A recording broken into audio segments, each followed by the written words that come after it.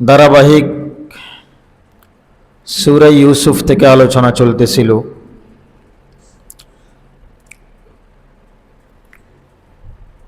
আল্লাহ তাআলার কাছে দোয়া করি আল্লাহ তাআলা যেন কোরআনে কারীমের আলোচনার বরকতে কোরআনে কারীমের নূর এবং বারাকা যেন আমাদেরকে দান করেন।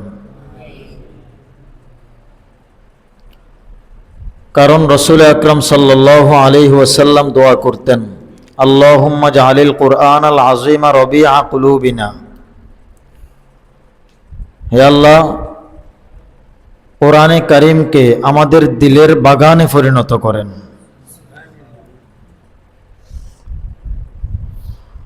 তো ধারাবাহিক এই আলোচনাকে যেন আল্লাহ কবুল করেন এবং এখান থেকে যেন আমাদেরকে শিক্ষা অর্জন করার, বুঝার, মানার, মনে রাখার তৌফিক দান করেন।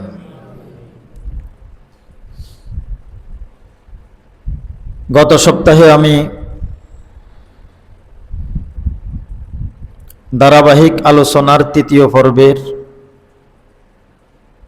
কুফের কাছাকাছি গিয়ে পৌঁছেছিলাম। ইউসুফ আলাইহিস সালাতু ওয়াস সালাম কুফের মধ্যে 3 দিন অবস্থান করছিলেন। প্রথম দিনও বড় ভাই ইয়াহুদা ইউসুফ আলাইহিস সালামের জন্য খানা নিয়ে গেছেন, দেখতে গেছেন। দ্বিতীয় দিনও হুবহু একই কাজ করলেন। তৃতীয় দিন যাওয়ার পর কুফের আশপাশে মানুষের আনাগোনা।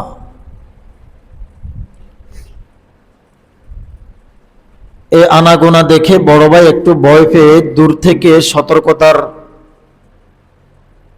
সাথে অবস্থান করতেছিলেন, কাছে ভিড়েন নাই। দেখতেছে এ পথচারী বণিকরা কি করে। একটা পর্যায়ে সে ব্যবসায়ী কাফেলা পথচারীরা পানির জন্য কূপের মধ্যে যখন তাদের বালতি নামালেন, ওই বালতির মধ্যে পানি উত্তোলন করবে। টানার সময় দেখা যায় বালতি খুব ওজন।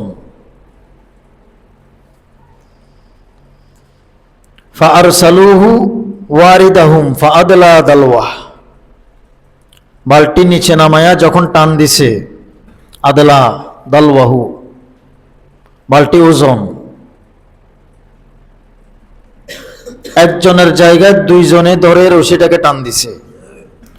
যখন বালতি মোটামুটি কূপের মুখোমুখি এসে পৌঁছেছে, তখন তাদের কাছে মনে হয়েছে যেন কূপের তলদেশ থেকে একটা সূর্য উপরে চলে আসছে। তারা এখন হতভম্ব দৃষ্টিতে একে অন্যের দিকে তাকায়, কিরে সূর্য তো আসমানে না উদিত হয়, এখন মাটির তলা থেকে সূর্য কোত্থেকে উঠে? সূর্য কোথায় উদিত হয়? আকাশে।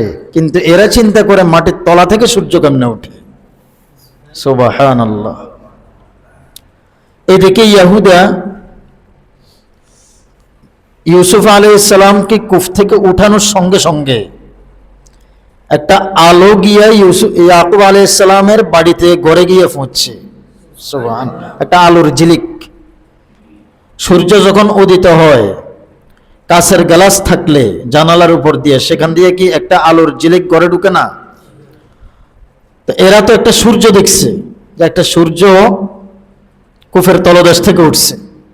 আর এই সূর্যের আলোর ঝিলিক গিয়া ইয়াকুব আলাইহিস সালামের বাড়িতে পৌঁছেছে। সুবহানাল্লাহ। ইয়াহুদা এই আলো দেখে বুঝতে পারছে যে এটা তো ইউসুফের চেহারার নূরের আলো, যেটা আমি অনুভব করলাম। সে চিৎকার দিয়ে বলতেছে, এই কে কোথায় আসো, তাড়াতাড়ি আসো। বাকি ভাইদেরকে, ইউসুফকে কূপ থেকে উঠে ফেলছে, ইউসুফকে কূপ থেকে উঠে ফেলছে। তো সবাই একসাথে জড়ো হয়ে গেছে। জড়ো হয়ে কূপের কাছে গিয়ে দেখে আসলেই কূপ থেকে কি ইউসুফকে উঠে ফেলছে। এরপরে যারা উঠাচ্ছিল কূপ থেকে বণিকরা, তারা ইউসুফকে দেখা মাত্রই বলল কি, ক্বালা ইয়া বুশরা হাযা গুলাম, ইয়া বুশরা হাযা গুলাম।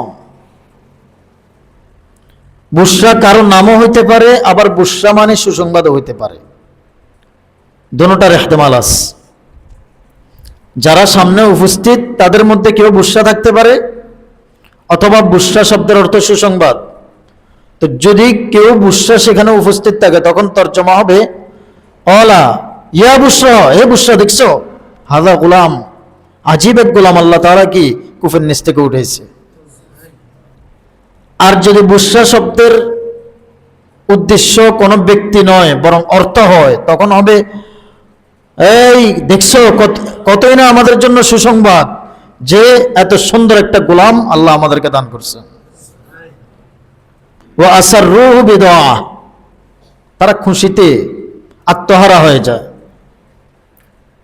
ওয়াল্লাহু আলিমুম বিমা ইয়ামালুন, তারা যাহা কিছু করবে সবই কে জানেন? আল্লাহ জানেন। যখন তারা ইউসুফ আলাইহিস সালামকে পেলেন, তখন তারা পরামর্শে বসলেন যে ব্যবসার জন্য তো আমরা সফরে যেতেছিলাম, সফরে গেলে আর কত টাকাই বা উপার্জন হবে, এত সুন্দর একটি গোলাম, এটাকে যদি আমরা বাজারে উঠাই তাহলে ভালো একটা চড়া মূল্যে এই গোলামকে বিক্রি করা যাবে। এটা চিন্তা করে যখন তারা একটা সিদ্ধান্তে উপনীত হয়, এই সময় ওই 10 ভাই ইয়াহুদার নেতৃত্বে তাদের কাছে এসে পৌঁছে। আলোর দ্বারা ইয়াহুদা বুঝতে পারছে ইউসুফকে কূপ থেকে উঠাইছে, চিৎকার দিয়ে সবাইকে জমায়েত করে এখানে এসে উপস্থিত, এসে আগে ভাগে বলতেছে, এই তোমরা যেই গোলামটাকে পাইছো, যে ছেলেটাকে পাইছো, এটা একটা পলায়নকারী গোলাম। এটা একটা কি, শব্দটা খেয়াল করছেন, এটা পলায়নকারী গোলাম। এটা আমাদের বাড়ির গোলাম ছিল, পালাইয়া চলে আসছে। যেহেতু তোমরা পেয়েই গেছো ওই গোলামকে, সুতরাং এই পলায়নকারী গোলাম আমাদের দরকার নাই, তোমরা কিনতে চাইলে আমরা বিক্রি করে দেব। আমরা কি করে দেব? বিক্রি করে দেব। ওয়াশারাউহু বিসামানিন বাকসিন দারাহিমা মা'দুদা, তারা বিক্রি করছে বিসামানিন বাকসিন, স্বল্প মূল্যে। কি মূল্যে? আরে ভাই, যে ব্যক্তি তার মনে ভয় আছে, আমার কাছে যদি একটা মুক্তা থাকে, এই মুক্তাটা যদি আমার কাছে আছে, এটা যদি কেউ জানে, আমার যাবজ্জীবন জেল হবে বা মৃত্যুদণ্ড হবে, এই লোকটা কি এত দামি হীরা বা মুক্তাটা সাথে রাখবে? হ্যাঁ, নাকি যে কোনো মূল্যে অল্প দামে হইলেও বিক্রি করার চিন্তা করবে, এটা সরাই ফেলার চিন্তা করবে? তো এরা দৌড় দিয়ে যায়, বলে যে এটা পলায়নকারী গোলাম। কি গোলাম? পলায়নকারী গোলাম। এটা বলার উদ্দেশ্য কি? পলায়নকারী বলার দ্বারাই ওই বণিকরা যেন এটা আশ্বস্ত বোধ হয় যে এদের গোলাম ছিল ঠিকই, এ পলাইয়া আসছে যে পলাইতে যায় দাম করে কুফি পড়ে গেছে। দাম করে কি? আর এদের দিলে যেন একটু সন্দেহ না জাগে যে এই 10 ভাই এর ভাই, এটা যেন সন্দেহ না জাগে, কারণ শব্দ ব্যবহার করছে পলায়নকারী। এখন পলায়নকারীর কথা সাধারণত কেউ বিশ্বাস করে না। সুতরাং এরা এক দিক থেকে বিশ্বাস করবে না এই যে এদের ভাই, এটা যদিও বলে। আরেক দিক থেকে এরা সচেতন থাকবে, একটা গোলাম যেহেতু পাইছি, এটা আমরা বিক্রয় করব, এখন এই তো পলায়নকারী, এই জন্য বাইতে না পারে, বাড়ির দিকে যাইতে না পারে, এরা খুব চোখে রাখতে হবে। এরা কি চোখে রাখতে হবে, এই চিন্তা করে 10 ভাই এসে বলছে কি এ পলায়নকারী গোলাম। এটা বলে অল্প মূল্যে, দারাহিমা মা'দুদা। মা'দুদাতুন মানে 20 টাকাও হইতে পারে, 20 দিরহাম। কত দিরহাম? তখন মা'দুদাতুন আমরা কই না 20 টাকা। দারাহিমা মা'দুদা মানে 20 টাকা ধরা হয়। তো 20 দিরহামে ইউসুফ আলাইহিস সালামকে তাদের কাছে, বণিকদের কাছে বাইরা কি করে ফেলছে? বিক্রি করে ফেলছে। وقال الذي اشتراه من مصر لامرأته أكرمي مثواه, এরপরে এরা এই 10 ভাই থেকে ইউসুফ আলাইহিস সালামকে খরিদ করে, তারা সবাই মিলে পরামর্শ করছে এখন কি করবে, তারা বিক্রি করবে। কোথায় বিক্রি করবে? আমি যদি একটা মাল যদি লস্করহাট বাজারে বিক্রি করি, হয়তোবা এখানে ওই মানের কোনো কাস্টমার আসবে না, আর যদি আমি এটাকে ফেনীতে বিক্রি করি তার মানের কোনো না কোনো কাস্টমার পাওয়া যাবে। ব্যবসার একটা এরকম নীতি আছে না? এরা সবাই চিন্তা করলো যে গোলামকে, এত সুন্দর চন্দ্র সূর্যের থেকেও সুন্দর এমন একটি গোলামকে যদি আমরা যেতে সেতে বিক্রি করি, এটা চড়া মূল্যে বিক্রি করা যাবে না, এটাকে আমাদের রাজধানী মিশরের শহরে নিয়ে যেতে হবে। কোথায় নিয়ে যেতে হবে? শহরে। মিশরে নিয়ে গেছে। মিশরে নিয়ে যাওয়ার পরে পুরা মিশরবাসী খবর পাইছে যে আজকে একটা চন্দ্র সূর্যের চেয়ে সুন্দর গোলাম মিশরের বাজারে বিক্রি হচ্ছে। এটা শুনে বিভিন্ন মানুষ সেখানে কাস্টমারের দল নেমেছে যে গোলাম খরিদ করবে। ঘটনাচক্রে মিশরের প্রধানমন্ত্রী আজিজ মিসিরও এখানে আসছে বাজার করার জন্য বা কোনো কারণবশত এসে, সেও দেখতেছে যে এখানে একটা গোলাম বিক্রি হচ্ছে। এটা তাফসিরে মাজহারির কথা, খোলাসাতুত তাফাসিরের মধ্যে এইভাবে আসছে যে মিশরের বাজারে কি গোলাম বিক্রয় হচ্ছে। আজিজি মিশরও কিনতে আসছে, কিনতে এসে দেখছে যে এটার মূল্যের এই দশা। সাথে জুলাইখাও ছিল। সাথে কেউ ছিল? আজিজি মিশরের বিবিকে। বাদশারা বাজারে যাইতে মাঝে মধ্যে বউকে নিয়ে যায় না কেন? একটু মনকে শান্ত করার জন্য ঘুরতে যায়। তো সাথে আজিজি মিসির জুলাইখাকে নিয়ে আসছে। তো কিনার ক্ষেত্রে যখন আজিজি মিসির গেছে, সাথে জুলাইখাও আছে। সাথে কেউ আছে? এক একজনে এক একটা মূল্য নির্ধারণ করে, এক একটা মূল্য বলে, এক একটা মূল্য বলে। বলতে বলতে আজিজি মিসির জুলাইখারে কানে কানে কয়, এত কাস্টমার কেমনে কিনি? তখন জুলাইখা আজিজি মিসিরকে বলে যে, বলেন সর্বোচ্চ দাম যেটা উঠবে 1000ও ন, 1 লাখও ন, 10,000ও ন, 10 লাখও না, সর্বোচ্চ দাম যেটা হবে তার চেয়েও আমি আরো 500 দিরহাম বেশি দিব। তার চেয়েও আমি কি কথা বলিয়েন, আরো 500 দিরহাম বেশি দিয়ে খরিদ করব। এখন নিলামে উঠতে উঠতে সর্বোচ্চ দাম যেটা নির্ধারণ হয়েছে তার থেকেও 500 দিরহাম বেশি দিয়ে খরিদ করেনওয়ালা আগে থেকে ঘোষণাকারী কে? আজিজি মিসির। কে? আজিজি মিসির। তো আজিজি মিসির ইউসুফকে খরিদ করে বাড়িতে নিয়ে গেছে। কোথায় নিয়ে গেছে? বাড়িতে নিয়ে গেছে। বয়স কত ইউসুফের? 7। কত? 7। এত সুন্দর ফুটফুটে একটি বাচ্চা জুলাইখা পেয়ে অনেক খুশি। কারণ জুলাইখার স্বামী নামরদ, ছেলে সন্তান নাই। আজিজি মিসির নামরদের ঘটনা বলছিলাম না, আবার সামনে আসবে। আল্লাহ। বাড়িতে উঠানোর পরে জুলাইখা খুব খুশি, খুশিতে আত্মহারা। এতদিন পরে গিয়ে আমার মন শান্ত যে একটা বাচ্চাকে আমি লালন পালন করব। আর আজিজি মিসিরও হুকুম করছে, ওয়াকাল আল্লাযী ইশতারাহু মিন মিসর লিমরাআতি আকরিমি মাসওয়া, এই যে গোলামটা আমি খরিদ করলাম, এই গোলামটাকে তুমি ভালো করে দেখে শুনে রাখিও।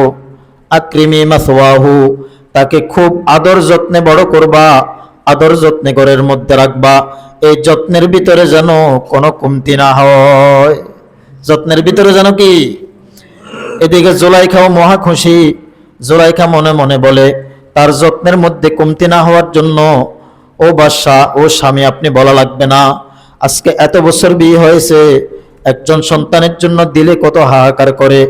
একজন সন্তান আমি জুলাইখার নাই। এতদিন পরে চন্দ্রের চেয়ে সুন্দর, সূর্যের চেয়ে সুন্দর এমন একটি গোলাম পাওয়ার পরে যদি এই গোলামকে আমি আদর না করি, আমি কেমন মানুষ হইলাম। সুবহানাল্লাহ। জুলাইখা এখন আদর সোহাগে ইউসুফকে খুব যত্ন সহকারে লালন পালন করে।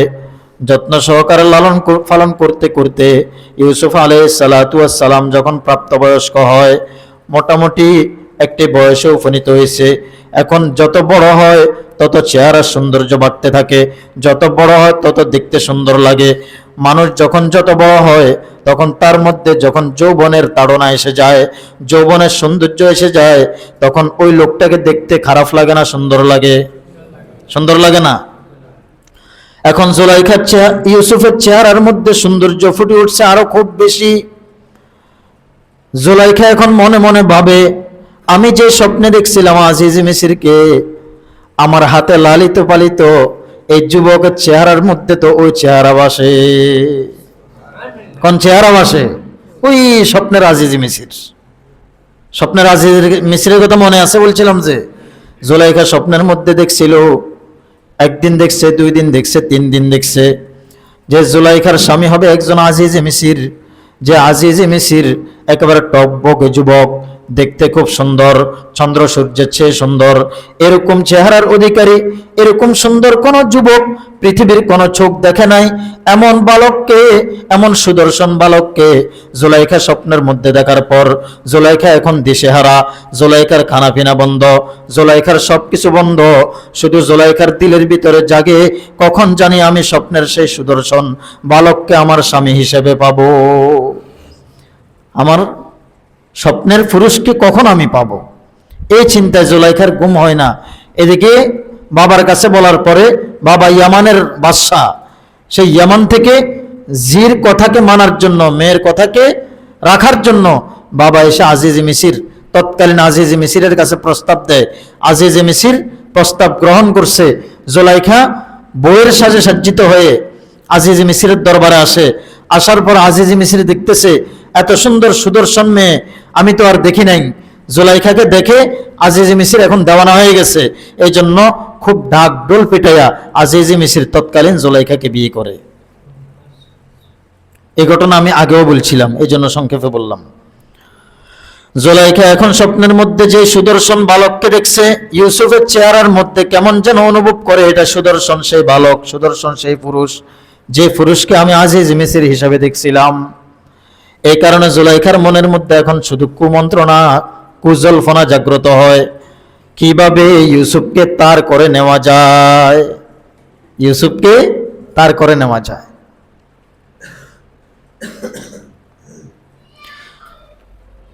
وكذلك مكنا ليوسف في الأرض ولنعلمه من تأويل الأحاديث والله غالب على أمره ولكن أكثر الناس لا يعلمون। ইউসুফ আলাইহিস সালাতু ওয়াস সালামকে লালন পালনের ক্ষেত্রে যখন এই বয়সে উপনীত হয় তখন জুলাইখা তার জন্য দেওয়ানা হয়ে যায়। দেওয়ানা হওয়ার পরে 1 দিন যায়, 2 দিন যায়, 3 দিন যায়, জুলাইখা জল্পনা কল্পনা করতে করতে একটা পর্যায়ে জুলাইখার দিলের ভিতরে আসছে যে একটা রুমকে আমি সাজাবো, সেই রুমটাকে সাজাইয়া একেবারে বাসর ঘরের সাজে সজ্জিত করব। সেই বাসর ঘরের সাজে সজ্জিত করিয়া এক পর্যায়ে জুলাইখা ইউসুফকে সেই রুমের ভিতরে নিয়ে যায়। কোন রুমে? ওই সজ্জিত রুমের ভিতরে নিয়ে যায়। নিয়ে যাওয়ার পরে ইউসুফকে কুমন্ত্রণা দেয় জুলাইখা। কুমন্ত্রণা বুঝছেন তো? জেনা করার জন্য কুমন্ত্রণা দেয়। আর রুমের ভিতরে ইউসুফ তাকে দেখে যে জুলাইখা যেই মূর্তি পূজা করতো, যে মূর্তিটাকে পূজা করতো, সেই মূর্তিটাকে একটা কাপড় দিয়ে ঘুরে ফেলছে। ইউসুফ তখন জুলাইখাকে জিজ্ঞাসা করে, ও জুলাইখা এটা কি? তখন জুলাইখা বলে, এটার আমি পূজা করি, এটা আমার খোদা, এটার আমি পূজা করি। এখন যেহেতু আমি তোমার সাথে জানা করব, আমার মনের খায়েশ তোমার সাথে পূরণ করব, এই জন্য আমি আমার মূর্তিটাকে ঘুরে ফেললাম। আমার মূর্তিটা দেখবে, এটা তো আমার কাছে শরম লাগে। মূর্তি যে দেখবে এটা আমার কাছে শরম লাগে, সে শরম থেকে বাঁচার জন্য আমি মূর্তিটাকে ঘুরে ফেলছি। তখন ইউসুফ বলে, তোমার মূর্তি কি দেখে নাকি? তখন জুলাইখা বলেন, না আমার মূর্তি তো দেখে না, দেখার ক্ষমতা নাই, তারপরেও শরম লাগে। ইউসুফ বলে, তোমার মূর্তি কথা বলে নাকি? না, কথাও বলতে পারে না, তারপরেও আমার কাছে লজ্জা লাগে। তখন ইউসুফ বলে, ও জুলাইখা শুনো, তোমার এরকম কথাহীন, চক্ষুহীন, দৃষ্টিহীন মূর্তির জন্য যদি তোমার কাছে লজ্জা লাগে, তুমি যদি সেই মূর্তিটাকে ঘুরে দিতে পারো, আর আমার খোদা তো এমন জীবন্ত খোদা, আমার খোদা তো লা তাখুযুহু সিনাতুন ওয়ালা নাওম, আমার খোদা তো চোখে না দেখার প্রশ্নই আসে না, আমার খোদার জিমানিও আসে না, জুরানিও আসে না। আমার এরকম মাহবুদের গোলামি আমি করি যে মাহবুদ সর্বহালতে সর্ব জায়গায় বিরাজমান, তার সামনে আমি কিভাবে তোমার মনের কুবাসনা পূর্ণ করি? এটা আমি ইউসুফের দ্বারা সম্ভব না। আমি ইউসুফের দ্বারা কি না সম্ভব না। এই কথা বলার পর জুলাইখা এখন আস্তে আস্তে প্রেমে দেওয়ানা হয়ে, মানুষ যখন কোন প্রেমিকের জন্য দিশেহারা হয়ে যায়, প্রেমিক যখন প্রেমিকার জন্য দিশেহারা হয়ে যায়, তখন প্রেমিক প্রেমিকাকে খুশি করার জন্য, প্রেমিকা প্রেমিককে খুশি করার জন্য তার মধ্যে যে গুণগুলো আছে সেই গুণগুলার আলোচনা শুরু করে, করে কি করে না? জুলাইখার দৃষ্টিতে এখন ইউসুফের চেয়ে সুন্দর পৃথিবীতে আর কেউ নাই। আর আমরা তো সাধারণত জানি, যে ব্যক্তি যার জন্য দেওয়ানা হয়, যে যার প্রেমে আসক্ত হয়, তার কাছে ওই প্রেমাস্পদ ছাড়া পৃথিবীর আর কিছু ভালো লাগে না। লাগে? গুফতে লাইলা রা খলিফা কাতুই, কষ্ট মাজনু শুধু ফেরেশানে কবি। লাইলা মজনু, মজনু লাইলার জন্য খুবই দেওয়ানা। লাইলা মজনুর ঘটনা আমরা শুনছি না? মজনু লাইলার জন্য খুবই দেওয়ানা, লাইলার জন্য পাগল হয়ে যায়, লাইলার জন্য দেওয়ানা হয়ে যায়। মজনু যেখান দিয়ে হাঁটে, হাঁটার সময় মজনুর শুধু মুখের মধ্যে একটাই জিকির, লাইলা লাইলা লাইলা। মজনু যখন নিচে বসে, বসে বসে হাত দিয়ে শুধু লাইলা লাইলা আঁকে। এভাবে পাগল দেওয়ানা হয়ে গেছে যে লাইলা যে রাস্তা দিয়ে হাঁটিয়া যায়, সেই রাস্তা দিয়ে যদি লাইলার এলাকার কোনো কুকুরও হাঁটিয়া যায়, ওই কুকুরের পদচুম্বন পর্যন্ত মজনু করতে থাকে। তখন ওই যুগের বাদশাহ লাইলাকে প্রশ্ন করে বলে, ও লাইলা, তুমি তো এত সুন্দর না, তুমি তো এত রূপসীও না, তোমার জন্য মজনু কেন এত দেওয়ানা হয়ে গেছে? তখন লাইলা বলে, ও বাদশা চুপ করেন, আপনি তো আর মজনু না। মজনুর চোখের ভিতরে যে দুইটা চক্ষু আছে, এই দুইটাকে খুলিয়ে যদি আপনার দুই চোখ খুলিয়া আপনার চোখের মধ্যে ফিট করে দেওয়া হয়, তাহলে মজনু যেরকম ভাবে পৃথিবীতে লাইলা ছাড়া কিছু বুঝে না, আজকে থেকে আপনি বাদশাও তখন আমি লাইলা ছাড়া কিছুই বুঝবেন না। আমি লাইলা ছাড়া কিছুই বুঝবেন না।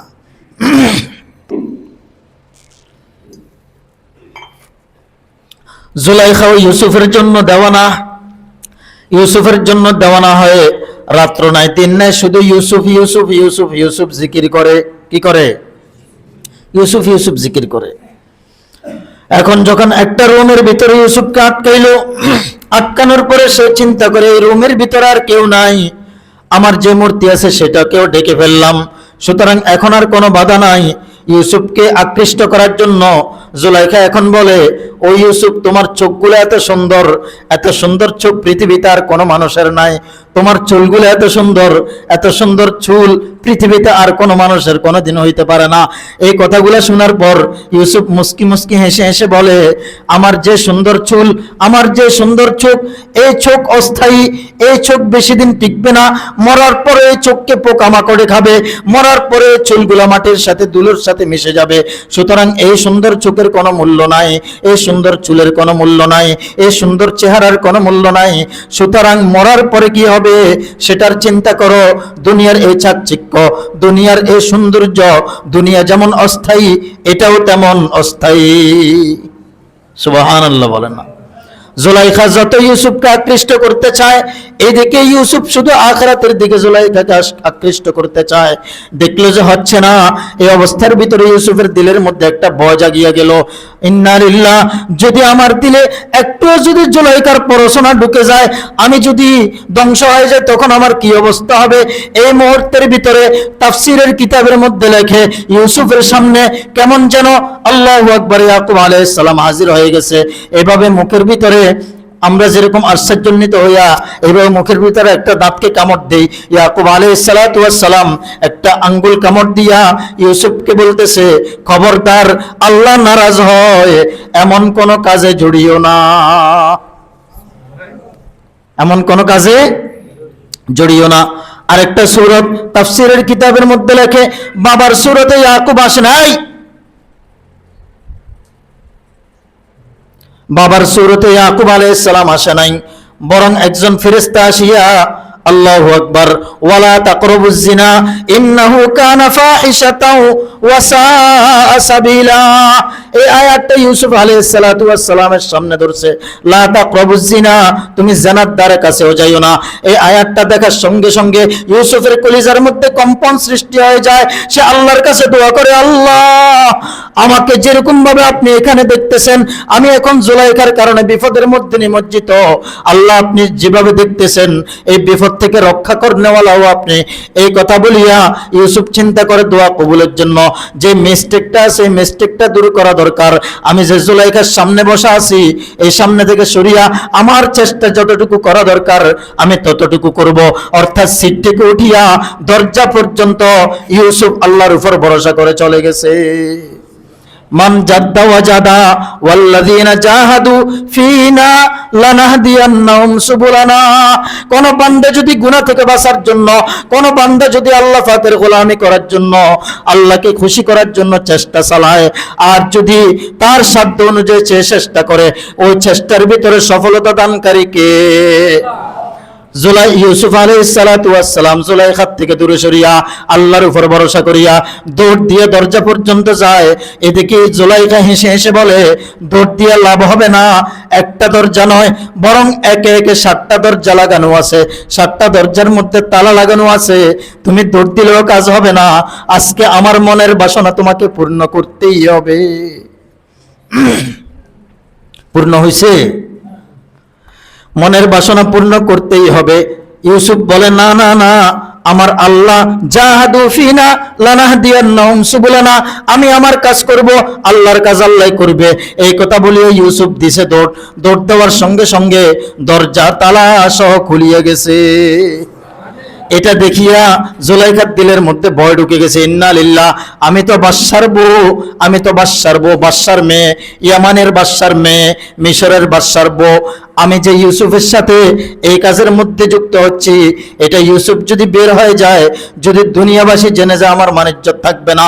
এই জন্য জুলাইখা ইউসুফের পিছনে দৌড় দিছে। দৌড় দিয়ে জুলাইখা পিছন থেকে ইউসুফকে টানে, আর ইউসুফ শুধু সামনের দিকে দৌড়ায়। দৌড়াইতে দৌড়াইতে 1 দরজা নয়, 2 দরজা নয়, 3 দরজা নয়, 7টা দরজা পর্যন্ত ইউসুফ দৌড় দিছে। আর 7টা দরজা ঠাস ঠাস করিয়া আল্লাহ পাকের কুদরতি ভাবে খুলিয়ে গেছে। আল্লাহ পাকের কুদরতি ভাবে খুলিয়ে গেছে।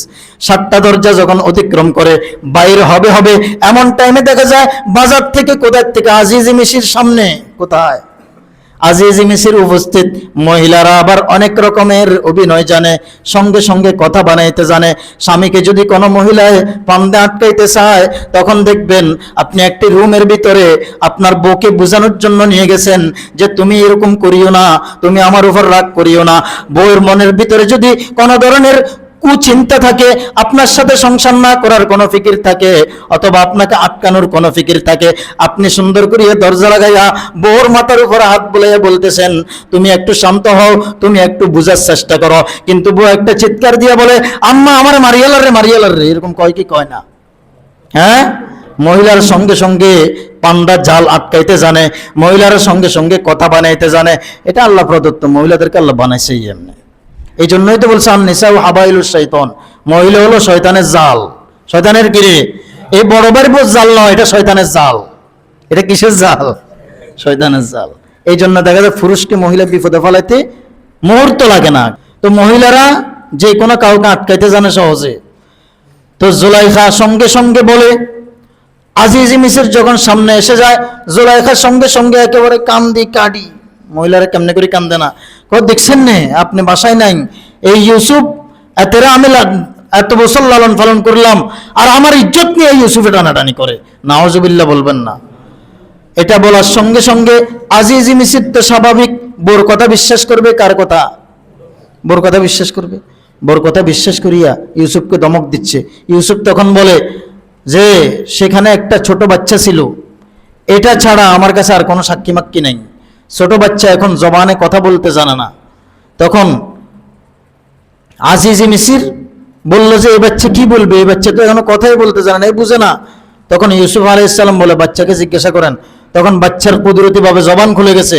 বাচ্চায় বলে নাই ইউসুফ দোষী, বাচ্চায় বলে নাই জুলাইখাই দোষী, বাচ্চা বলে নাই এই দোষী না, বাচ্চা বলে নাই ইউসুফ দোষী না, এরকম কোনো কথা না বলে বাচ্চা একটা কানুন নির্ধারণ করছে। কি কানুন? কয় যে আগে দেখেন ইউসুফ দোষী না জুলাইখা দোষী, এটা দেখতে হলে আগে দেখবেন জামার পিছনে ছিঁড়া নাকি সামনে ছিঁড়া, জামার পিছনে ছেঁড়া নাকি সামনে ছেঁড়া। যদি জামার পিছনে ছেঁড়া থাকে তখন বুঝতে হবে জুলাইখা দোষী, আর জামার যদি সামনে ছেঁড়া থাকে তখন বুঝতে হবে কে দোষী? ইউসুফ দোষী। এখন জুলাইখা ইউসুফ যখন দৌড় দিছে, জুলাইখার টান দিছে কোন দিক ধরে? ছিটছে কোন দিকে? বস, এই ছোট বাচ্চার আইন অনুযায়ী আজিজে মিসরের কাছে দোষী কে? জুলাইখা। ওয়া আখিরু দাওয়ানা আনিল হামদুলিল্লাহি রাব্বিল আলামিন।